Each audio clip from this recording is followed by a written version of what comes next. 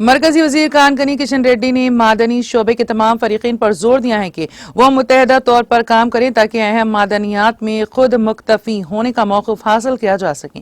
یہ کہتے ہوئے کہ ملک کوئلے کے شعبے میں خود مکتفی ہو گیا ہے، مرکزی وزیر نے کہا ہے کہ مزید اصلاحات اور پالیسی فیصلے معدنی شعبے میں آنے والے دنوں میں کیے جائیں گے۔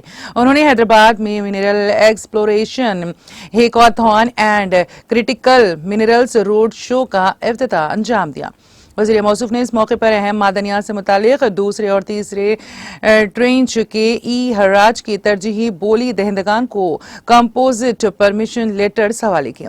انہوں نے national district mineral fund portal کے علاوہ Telangana mineral spot lights, Telangana geology and mineral resource کی رپورٹس کو جاری کیا۔ اس موقع پر وزیر موصوف نے کہا کہ حکومت نے تمام شعبہ جات بشمول معدنیات کی شفاف طریقے سے ترقی کے لیے بیشتر اقدامات کیے ہیں۔